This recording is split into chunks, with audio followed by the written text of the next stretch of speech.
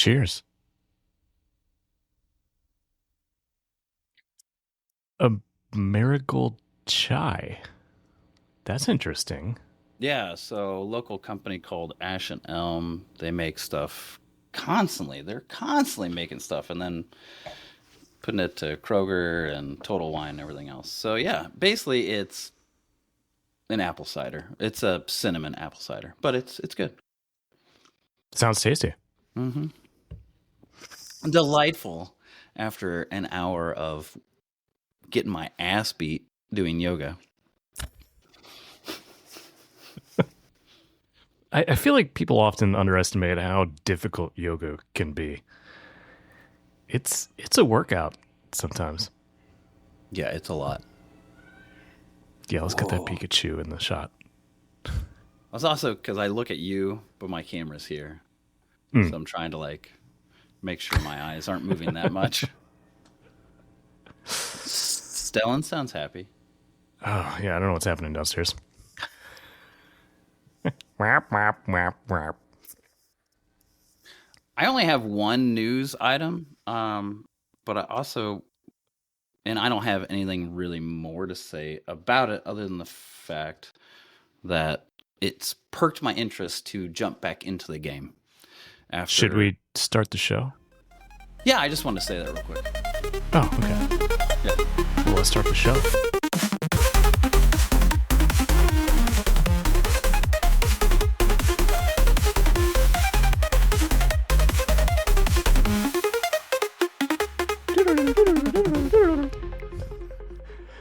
All right. Good day, ladies and gentlemen. Welcome to the 12th episode of the Geekoid podcast. 12. Holy moly. Holy, holy bully. We got some stuff to talk about. Last week was the Game Developers Conference. It was also Nvidia's GTC, the Graphics Technology Conference, if I'm getting that right. Yep. Which we'll dig into that. There was a lot of stuff that came out of that. But before that, how about you kick us off with your news item? So I don't have much to say, so this will be nice and fast. Good. So also Minecraft had their yearly live event, and for 2025, no dates as to when these are coming, just that they're coming out this year. But the one that blew my mind, and I watched, it was the same video, just everybody else was reposting it. They're adding what they call vibrant visuals. And it's not ray tracing, but it gives a whole new level of what this simple game that I started. I mean, when it was before Minecraft or before Microsoft, and it gives such a crazy visual fidelity and scope that I have never seen in before. Green was green, and yep, that's a leaf, and then the ground, and you could see into the water. And now, there's mist, and there's shadows, and even weird visual definitions. It looks so pretty. And their hope is that you'll be able to just turn this on and off at a notice. No problem. And it won't affect if you are playing cooperatively with other people. It'll work on your end and it won't affect anyone else's gameplay. But the before and afters, I'm on Minecraft.net. The before and afters are so pretty, man. Enough so that I was also like, wow, this is a bunch of shit I have never seen before. They have added so much to this game that, yeah, I think I'm gonna if I can squeeze it in with work and I mean, crap, I have hard time playing Hearthstone or Luigi's Mansion, but man, if I could even just play for a couple of hours once a month in survival, I'm totally gonna do this. This is great. The other thing that they added is these are other things. So, if anyone remembers going into the Nether, there were these gigantic white cubes that cried like little babies, and they were sad and drippy and real, just kind of dark ass stuff. And they were called ghasts, and they'd flit around and they would mess you up. Well, they're going to allow you these new areas in the nether. If you find a baby one that's just sitting there, it's dehydrated. You capture it, you take it back up to the top world. You can pour water on it, basically to rehydrate it and get it to live again. It will now be a new type of pet. So much so that if you keep loving on this thing, it grows up to be a gigantic ghast that now you and 3 other people can ride on and skirt across the world that you created and that was, made for your specific, play. Yeah, so like part Pokemon, part Tamagotchi. Part WoW travel. Yeah. Like you even have to build a saddle. Like you would in WoW. You gotta get a saddle, and then like, yeah, you got a flying mount. I mean, I'm looking at the visuals, and they are very impressive, and it does remind me of the ray tracing update that was put out, but that was more of like an optional thing that people could install or run. This seems to be ubiquitous. Everybody will be able to use it or turn it on. Not a mod. You don't need to have any mods. Yeah. Yeah. So this is so silly, but I've super fell in love with it. I thought it was really neat, and it's something big that they haven't done a really big thing in a long time. So yeah, I mean, it kind of coincides with the Minecraft movie coming out next month, which they have a special hero pack that's going to come out to coincide with the movie. Yay! I can play as Jack Black. Yay! I can play as Jason Momoa. So yeah, I after how long has Minecraft been out? Like 10 years now, something like that. You were in grad school, and it was my final years of bachelor's. So, and it was almost 10 years before 15. right before you left your house. Wow. Yeah, man. All these years later, it's still kicking. That's pretty impressive. That it's really a testament to the great job that Microsoft has done as curator of the Minecraft IP. I mean, I thought it was a silly purchase. The 1.7 billion dollars that they spent to acquire it, but that was a lot back then too. That was a big deal. It was huge. Like everybody was just couldn't believe it. But at this point, I think they've gotten their money's worth. Yeah. Yeah. And it was interesting watching the video. I recognize some of the people who helped, what's his name that I can't remember anymore? Notch. Yeah. This is his nickname, Notch. One of the guys, redhead, long red hair with a red beard. He's still there. He's the creative. He's the CCO. And I was like, dude, you're still there. That's great. Yeah. I mean, you've been that successful. Why? Yeah. Why not? Why quit? Yeah. Yeah. True. Oh, Rachel just loved. Oh, who was that video I sent you guys?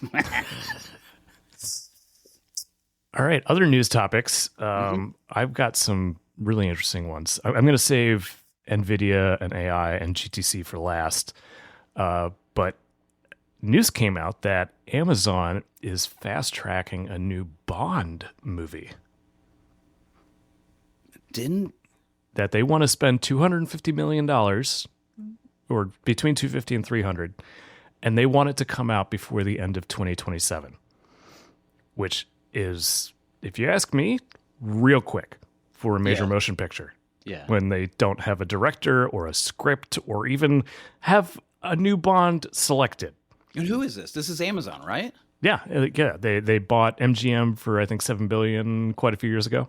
Yeah. And I think there was a story too that said like the kids were like, well, if you pay us more money, we'll give it to you. And they did.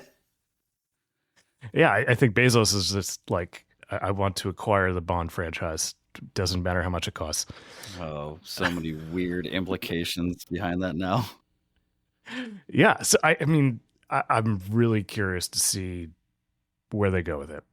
I mean, who's on the short list at this point? Could we see a Henry Cavill as Bond? Oh, that would be amazing.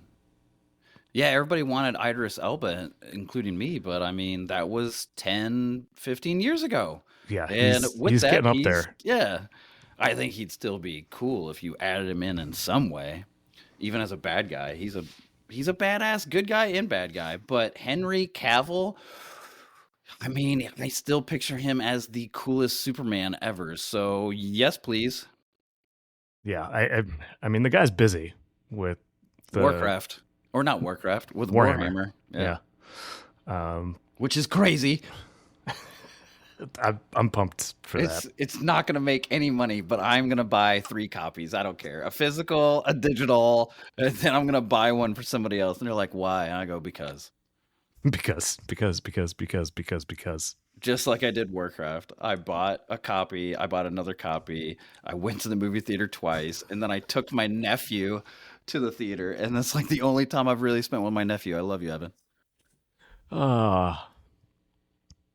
So new Bond is coming. There was not as much news out of GDC.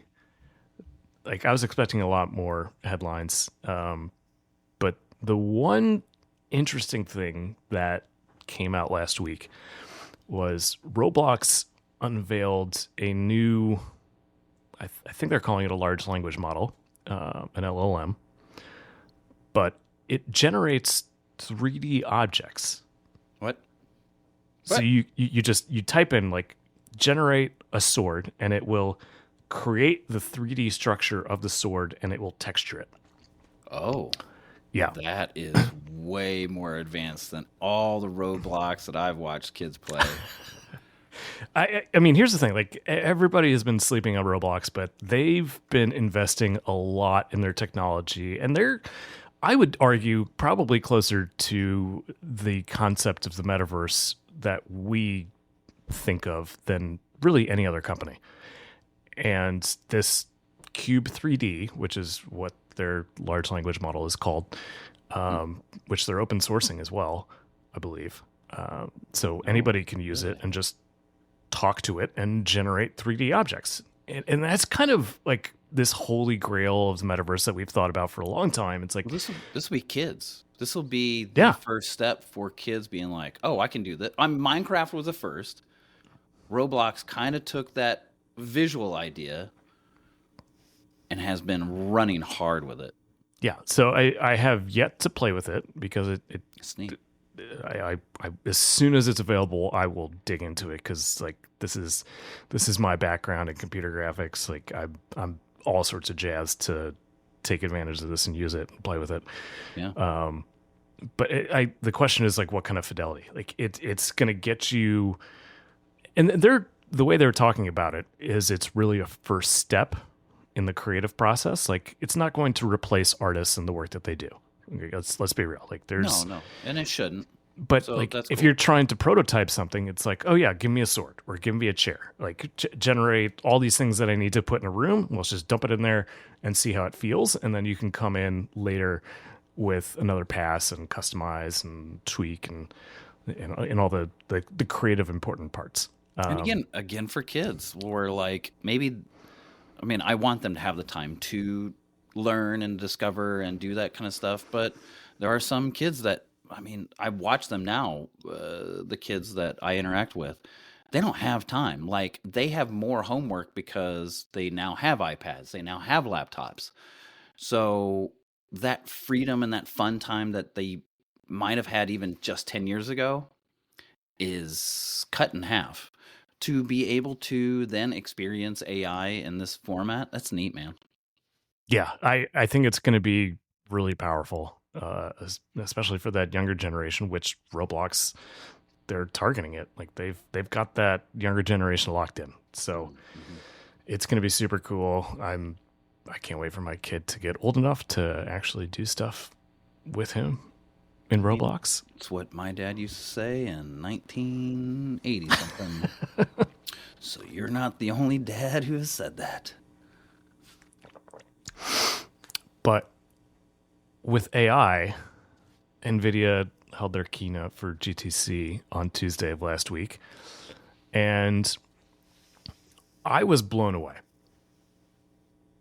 because the pace at which things are evolving and accelerating is really mind blowing.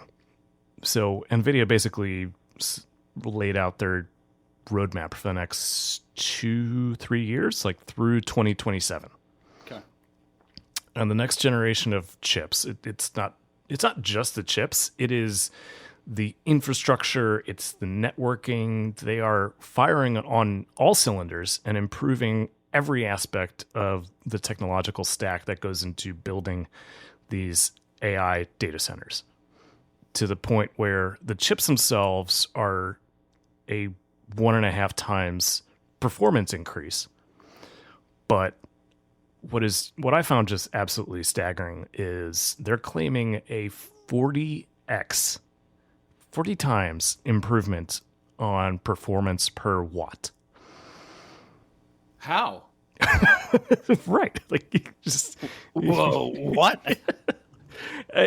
you really got to watch the entire keynote to get a sense for everything that's going into this, but they are really just the engineering that's going into the actual design of the chip itself, the system architecture around it, the networking cables. Like they're reducing everything across the board, because at the end of the day, the limiting factor of all this AI build out is going to be power, electrical wattage. And I think they were very smart to identify that and realize that, the United States is not going to be building as much power as it needs to. So we're just going to be as efficient as possible so we can get these data centers stood up. I think that's been the big push for, like we've seen with Apple. Like if we can be more efficient with our hardware, then that translates to battery power, less heat distribution, and then your software sings just a little bit more each time. Yeah. So, and that's someone that did not come, like almost every major tech player was featured in the keynote except for Apple. Well, So I don't think they've. I mean, I don't think they've had anything to do with Nvidia for the last decade. I mean, they were, before they switched to their own silicon, they were using AMD Radeon in the Mac Pros and whatnot. So it feels like they're the only major tech player that is not using Nvidia chips. I think that was a Steve pull and not anyone else. I think Steve had in with AMD, and so then he went, "Cool, AMD," and then like that's it. And we're like, "Oh, okay, great." So yeah. So I think it's going to be interesting to see how that plays out over the next few years. If they're not adopting Nvidia, like, are they that confident in their own silicon that they can roll out these data centers and be competitive? But like, they have not done anything. The only thing that I'm hearing from other folks online is that they need to, like, their CPU is just singing. Is my new word for this podcast. It's just humming perfectly, but they don't add.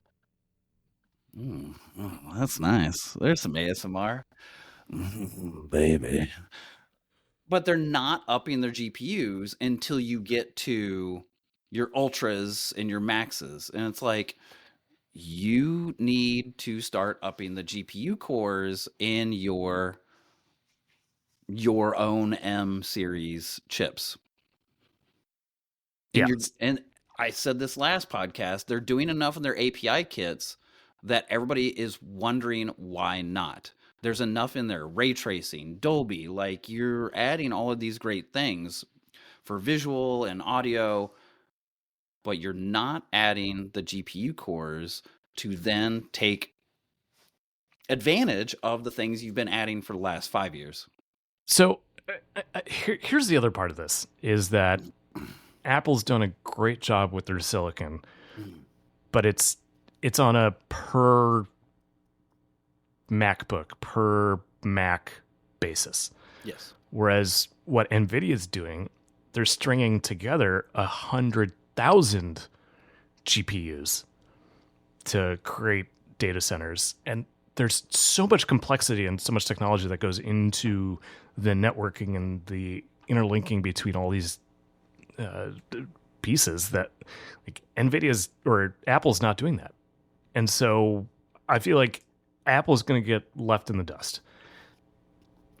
Yes. Yeah. And I think this might correlate with something I have in my head right now, realizing to change Siri to be a chat GPT, to be a Gemini, to basically go under the hood and do a complete revamp to change it to be LLM is such a huge undertaking. And they're still trying to do it in-house without having we've been using servers forever. Take that same idea of these other networks, and they, at least, nobody's talking about it. Nobody's rumored it to somebody else. But that is something that I think they're going to have to do. I mean, Siri's already gotten pushed to 19.5 iOS. Yeah. That's 2027.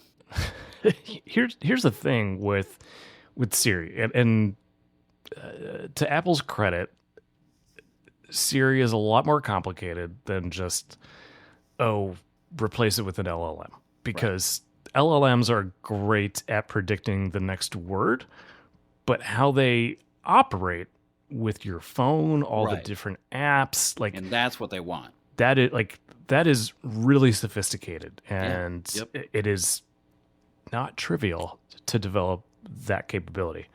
So trying to replace the entire underlying tech stack at the same time is it's not easy. And I understand why they haven't rolled it out. I also understand that like no one's cracked it yet. Like Gemini on the Android phones is great, but it's also not a replacement for Siri. Like it doesn't do all the stuff that you would expect it to. No. So we're still a ways off on that front. But do you think that the same idea can be used towards then the graphics side, your DLSS and these making everything more efficient while we house that power? Is there a correlation that I'm seeing? I know it's large language and this is graphics, but is there maybe going to be something that they'll also need to house that kind of setup? Like Nvidia, I think might be the first stepping stone towards this other idea of like, we don't need to put something super powerful in there. We have it here, and then we can feed it to you.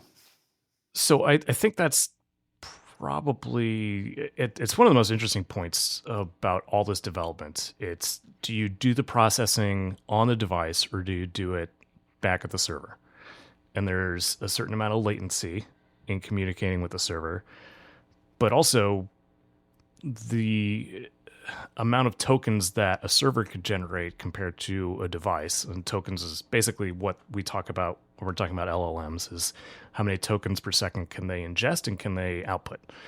And a token is, for all intents and purposes, equivalent to a word, if you will. That's the best way to think about it. So how many words per second can you ingest and how many words per second can you output? So doing it on device is going to be an order of magnitude less than it is on the server. But the round tripping that you have to do with communicating with the server, that's going to take dozens of milliseconds, most likely, depending on your connection, where you're at, all that. So it's figuring out, how do we distribute the computational load between the device and between the server is really the challenge that I think Apple has to figure out, and why they're taking their sweet time with figuring out how to architect Siri 2.0. With Nvidia, do you think they can take ideas of what Nvidia's their future outlook and take inspiration from that? So I think Nvidia's approach is they want to be the hardware supplier for literally everything when it comes to AI. Sure. Wouldn't you? Yeah, I mean, like they're sitting on top of a gold mine, effectively. Here's the one of the more interesting parts of their keynote was they basically unveiled a new. I'm trying to think of the best way to describe it. Architecture for how you interface with these large data centers. So previously, I'm totally drawing a blank on the name of the company. But basically, there's a software layer that sits between the end user and the data center. And that's how you interface with the data center. And basically, they've thrown that out and they've built their own software layer so that people can more efficiently interact with the data center. And that's going to deliver X amount of improvements going forward in terms of compute. And so I think that's where Apple does not have an advantage. In fact, they're probably falling more and more behind, unless they have Apple is so secretive. We have no idea what they're doing in their data centers. So, but at the same time, I don't think they're investing nearly as much as Nvidia is into this problem.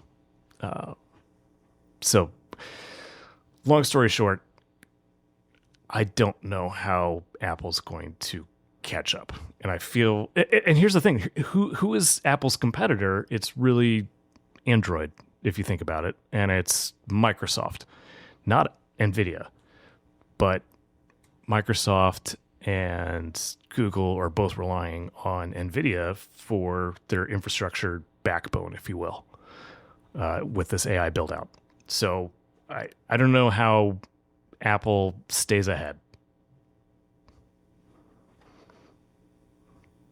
I love you, Apple. Yeah. And I don't know. Yeah. Oh, I was just thinking. I did, on that note, I did start my Apple Arcade trial. Oh, you did? Yeah. What have you played? Nothing. I've been very unimpressed. Oh, okay. I know there's a Samurai Jack. There's a Sonic Racing. I haven't looked into it. Here's the thing: so many of these games are just like you have a hyper. You are like triple tier stuff, and these are not triple tier.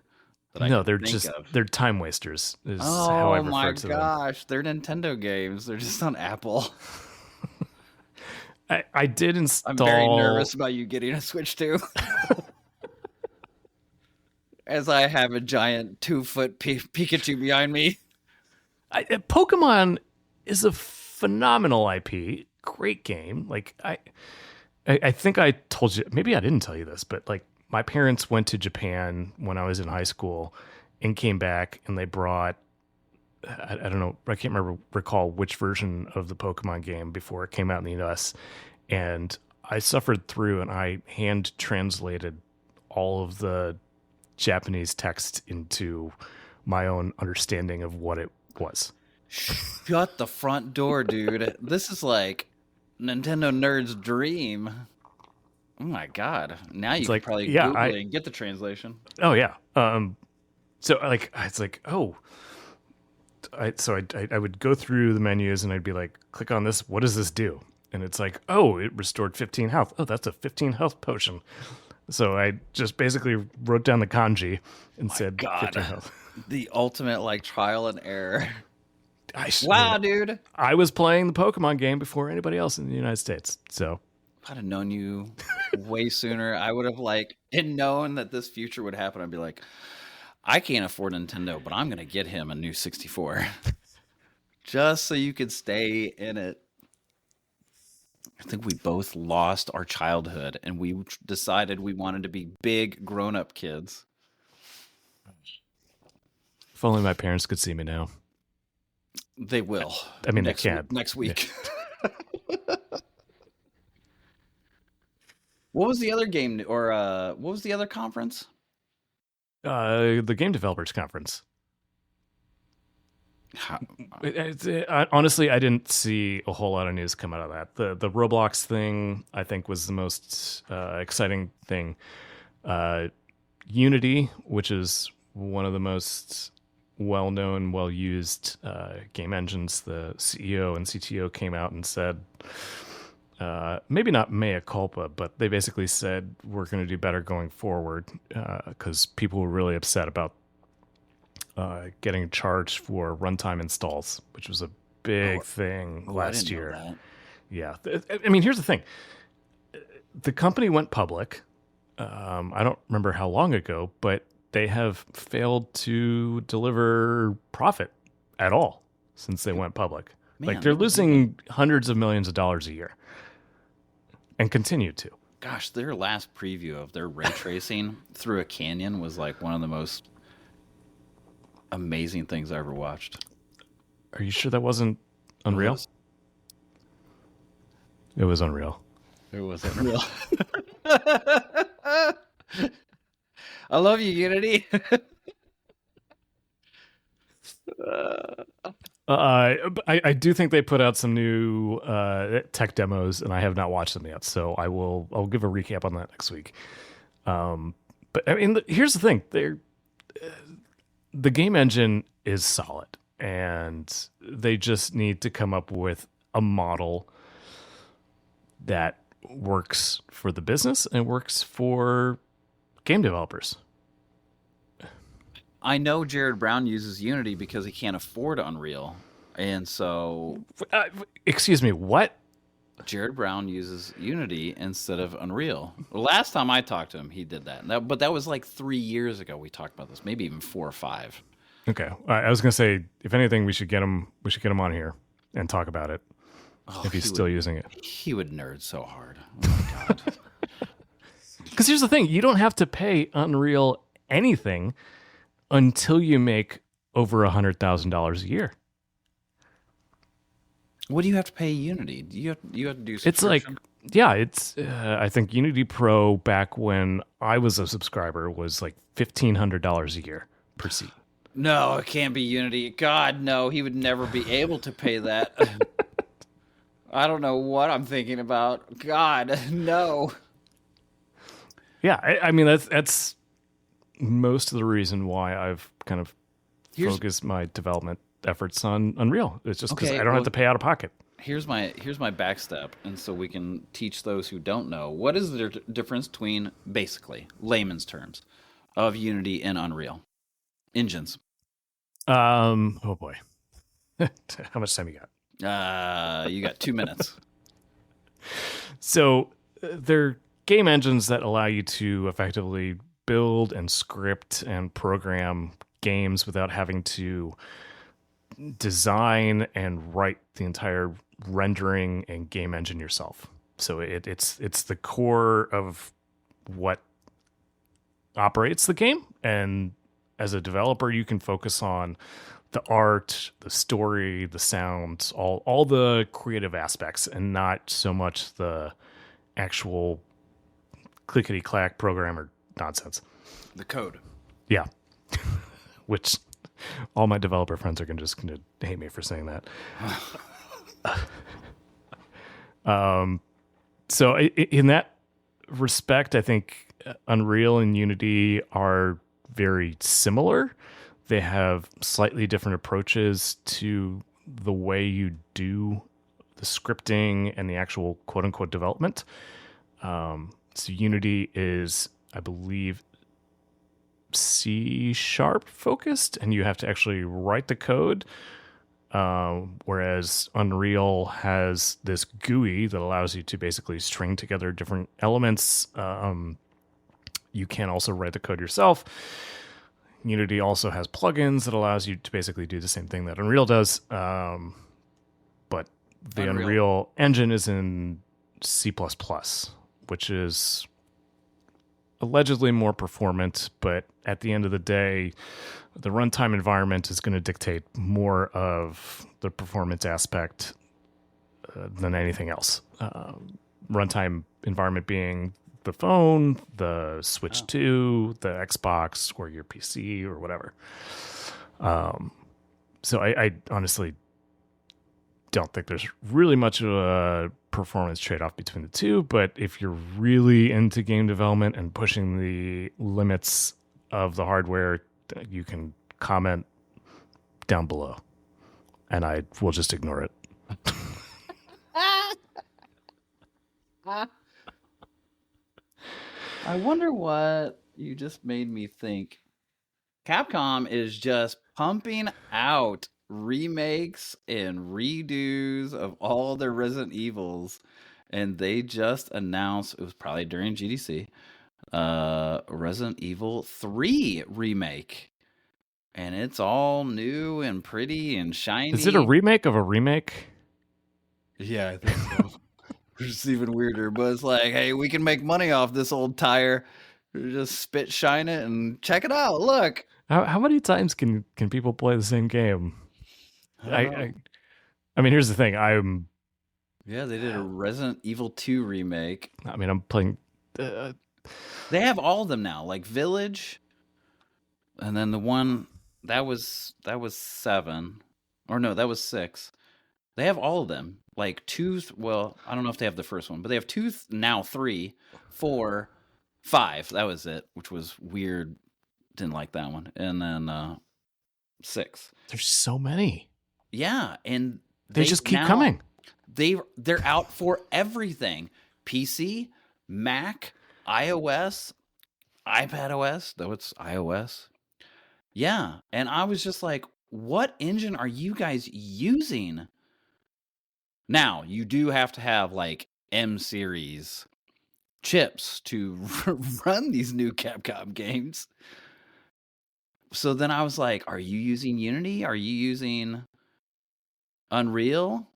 Also, the work that has to be put in to go from PC to Mac to iOS, I want to learn that. Can we get somebody from Capcom to tell us? I'm sure somebody else knows, but I'm just, as a dude who just loves video games and sucking knowledge from other people's brains like a succubus. And a lithid. Yeah, it doesn't say. I don't know. I'm not gonna. But I mean, here's the thing: like both Unity and Unreal, you can deploy for iOS devices. Like yes, that's part of the magic of these game engines is that you don't have to.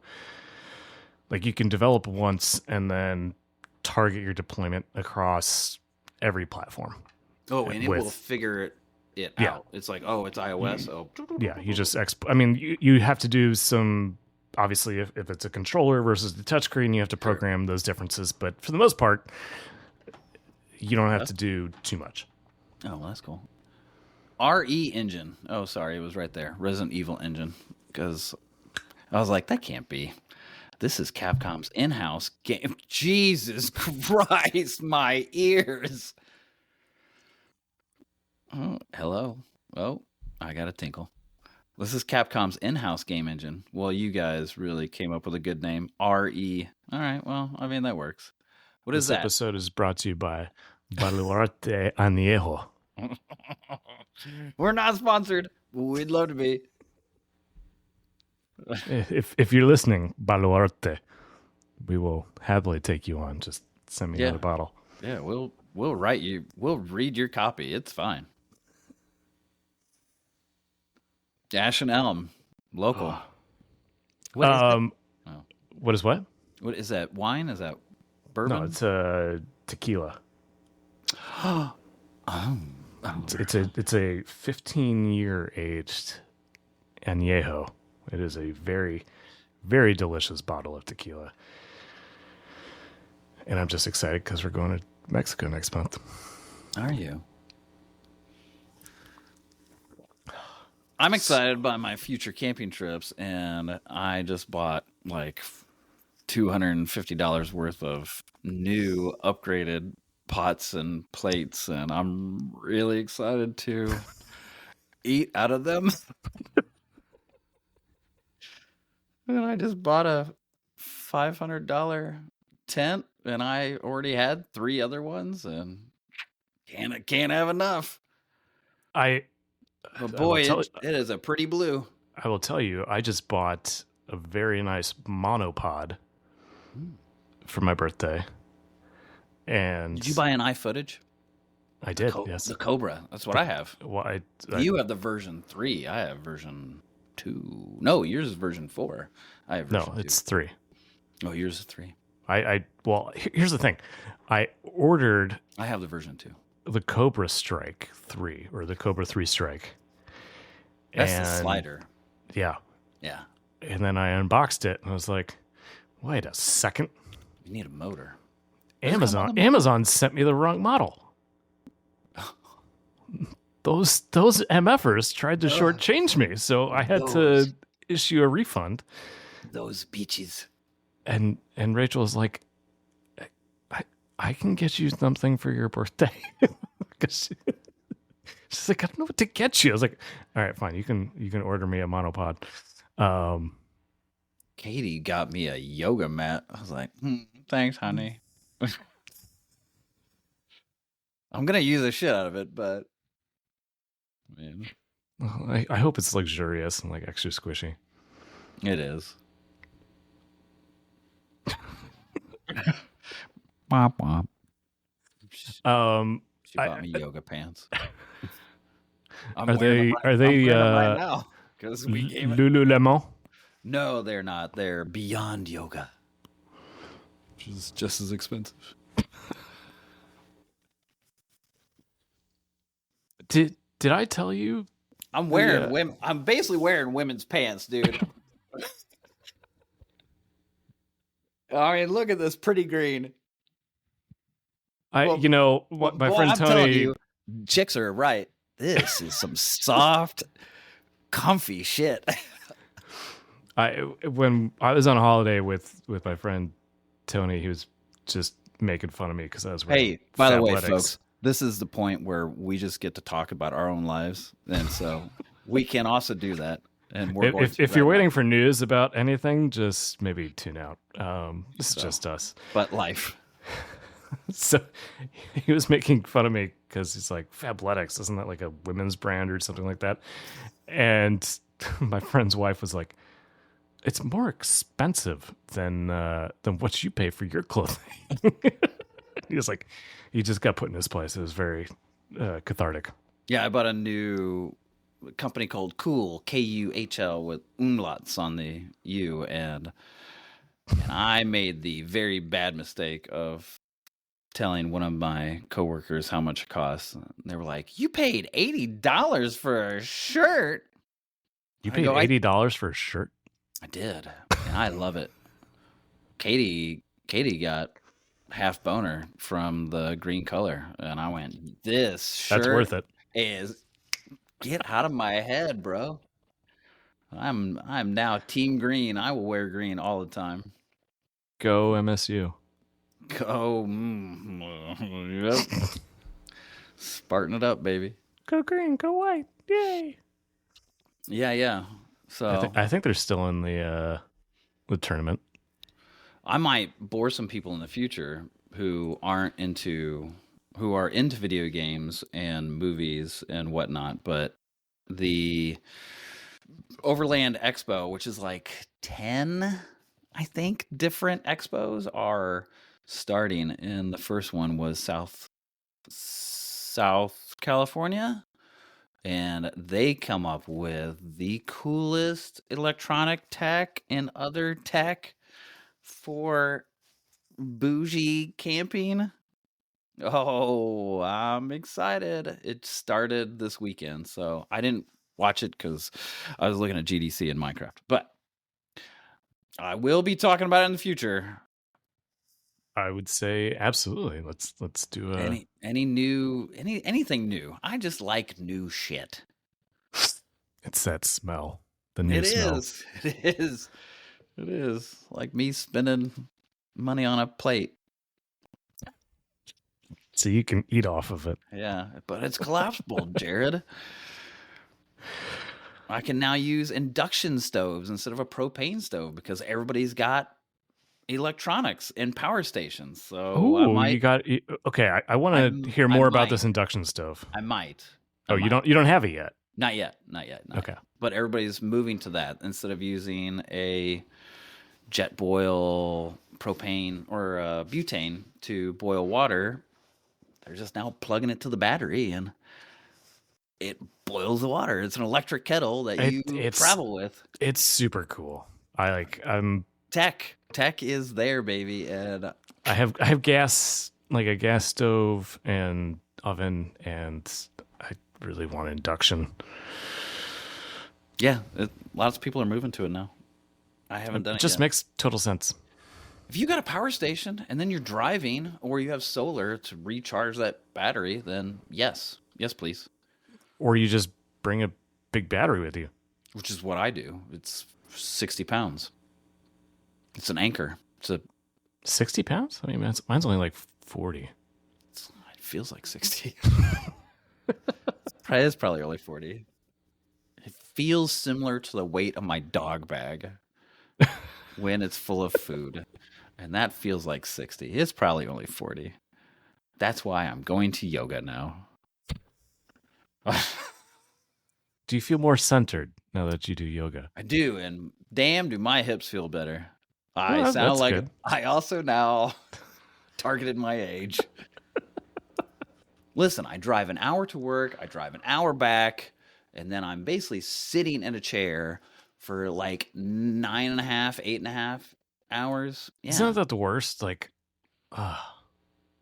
driving an hour to just sit in a chair and then hop on Zoom calls. I love being remote because this standing desk got used hard. And then I could take a break, walk the dog, and then come back and go to a standing desk. Let me tell you, this standing desk is incredible. It's the best standing desk one can ask for. It goes up, it goes down, it goes up. It's amazing. It was. And I even bought, I didn't buy any crazy thing. I bought a Husky. I gotta, actually use manpower or person power to, Oh, you don't just do this? No. That motor. Look at that forehead. Oh, there he goes, folks. Bye, Eric. Oh. Oh.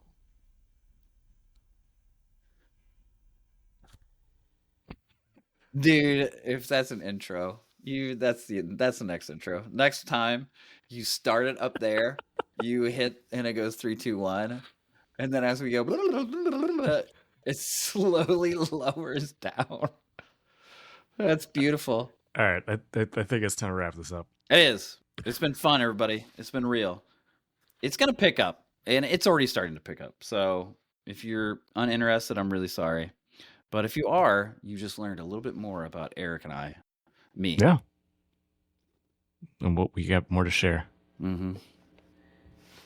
I think we should spend. We're growers, not showers.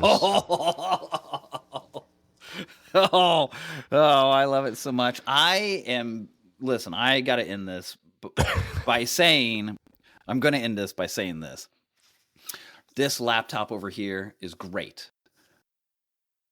But not for... It's time for a replacement. Streaming video podcasts, and it does not handle this almost $500 action camera because it shoots 360 degrees instead of 180 or 50. So I need to finish spending money getting all of the other stuff repaired, i.e. cars, so that then I can start spending money elsewhere. Fun shit. Like Mac Mini said that in episode 1, still on the list with an M4 Pro. And then I get me a new iPad Pro, and then Daddy be electronically happy. Electronically happy. I think that's it, man, for this. So yeah, that's going to be happening. Hopefully, my goal, one of those will be bought. Where are we in March? We're in late March, April, May. Did you get your tax refund yet? I did, but then I had to go to a lawnmower, and then I had to go to a car, and then I had to go to a Jeep, and then I had to go to a Bronco. I mean, we are lucky sons of bitches that we have, these vehicles. So, like, when one's broke down, we can still get to work to make money. Yeah, I haven't put mine in yet, and I really should. I was gonna do it this weekend. We got a healthy check. This is the first time in 3 years. We had a child, so like I can't wait to see that show up. Yeah, we got. Technically, we were supposed to get. Listen, folks, I love you all. We got like 3, okay? Not a lot, but that's more than we've gotten. That's decent. So we spent $1,000 on fun things, and then we spent $1,000 on not so fun things, and then the other $1,000 went to, we paid off our mortgage on our house. Which, congratulations, that's incredible. Like you're ahead of the game. Yeah, we have 2 cars that are paid off, and now a house that's paid off. And then we're gonna fix it up, sell it, so that we can have a new mortgage in Colorado. But that's the 5-year plan. So it did its thing, and it's good. Is my child screaming? I can't. Yeah. Okay, I should probably go tend Sure to is, that. but I can't tell if it's the happy yell, or it's the get out of my face. Either way, I should probably go take a look. Okay. Well, if you want to FaceTime me and we do Hearthstone, I will for sure pull you up. All right, bro. Love you. All right. Love you too. Love you, everybody. Thank you for tuning in. Follow us on Instagram and Facebook and X and YouTube. We have a YouTube channel. There's no videos there yet, but totally give us a follow. Yeah, give us a legit rating. I mean, if it's bad, I guess it's bad, but yeah. Give us a rating too. That'll mostly just give us a good rating though. I mean, if you could, that would be cool. I would love that. And then if you're local and I know you, I will buy you a water, a beer, whatever you like. A water beer. A water beer. A water beer. It's my favorite. All right. Aaron, go bra. Slanche, everybody. Slanche. Peace out. Cheers. End of transmission.